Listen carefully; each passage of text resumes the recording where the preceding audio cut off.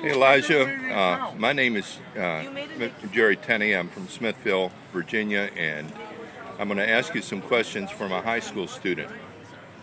Could you tell me, first off, how you heard about the Occupy movement and why you decided to get involved in it? I'm from Charlotte, North Carolina, and it was a small group meeting there occasionally, and it sort of just developed into the Occupy. Like we had a lot of grievances, and we sort of did a progression of steps of what we should do to figure out what we should do to Occupy first. It was 1 week we met. Next week, anybody who wanted to stay could stay, and we stayed. Now, you were in Charlotte. How long were you there, and then you've come up to D.C.? I've been here about 2 weeks. I was in Charlotte since the beginning, October 6th. And it's about a month and some change, month and a half, I believe. What kind of changes have you seen in Occupy movement since you've been a part of it? Sometimes it's the bringing of oaths, signing of oaths and stuff, saying that they will abide by rules and stuff like that. I've seen that come along, and that's pretty good. I've seen other things come along. In Charlotte, there is no kitchen. There's 4 burners set up, and you cook around from there, and you clean up after yourself. And I've got the second, third, and fourth. there really isn't any comfort tent. There really isn't a library. It's very minimal. But 60 people that want to occupy versus 100. Yeah, a little more than half of them not wanting to occupy, just there for a place to sleep.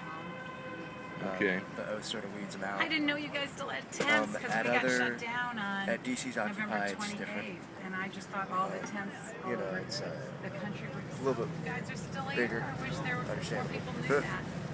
A lot more people. What do you think is the near future of Occupy, and what do you hope will be the lasting influence? Hopefully the change, necessarily the way that the gap, basically, of indentured servitude that's growing. You spend 3 months of your life basically paying off your taxes and everything else. 3 months indentured servitude, and now if you get a job at $7.25, the cost of living's raised, but minimum wage is still minimum wage.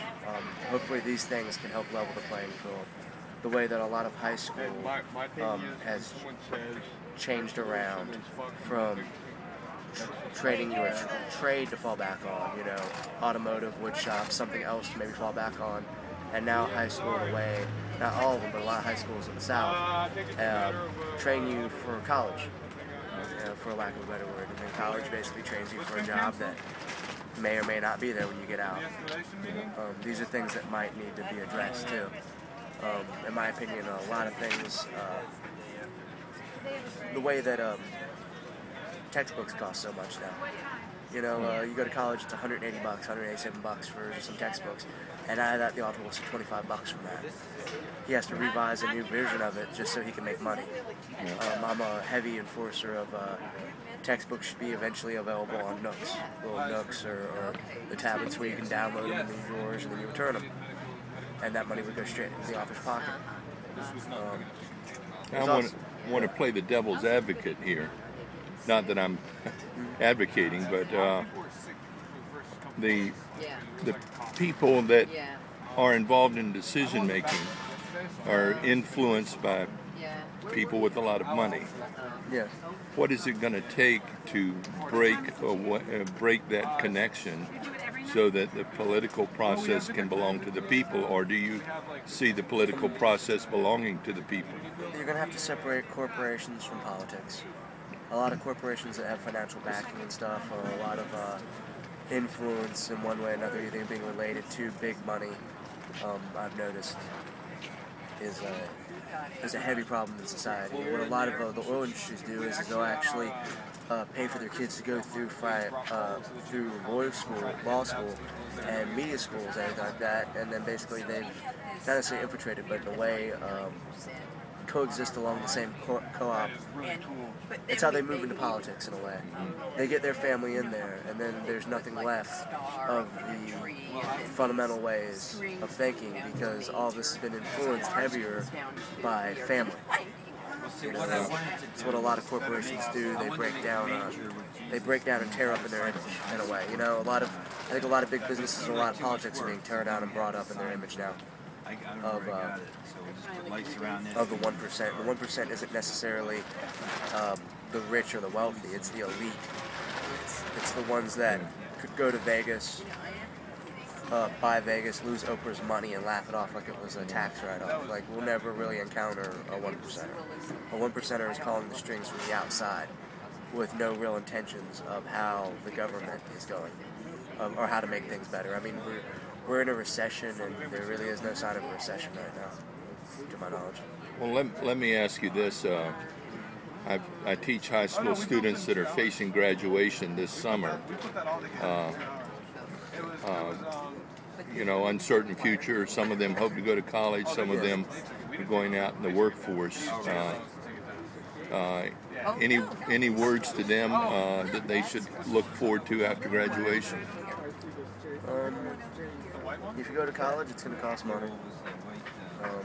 That's basically a cycle.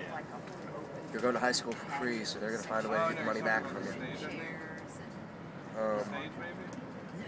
The job market is very...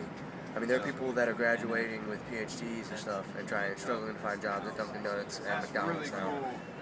There are actually some colleges that are getting sued because they don't have jobs. They can't find jobs for people who spent 5 years of their life to looking for something that's predominantly supposed to be a prosperous job market for it. I think a lot of these things have to be addressed in a way. Like, the education and the way it's going in the cycle has to be broke. You know, the way teachers get paid barely minimum wage, well, not necessarily minimum wage, but they get run ragged basically, and then get told to cut back on their supplies. You know, get cut back on copies and stuff like that. But the way, and everything sort of goes back to a bottom dollar of the budget. You know, that sort of mind frame, capitalism, and taking the idea of lost product out of capitalism helps. You could go dumpster diving. I know people that haven't eaten anything out of grocery stores or fast food in 3 years because they dumpster dive.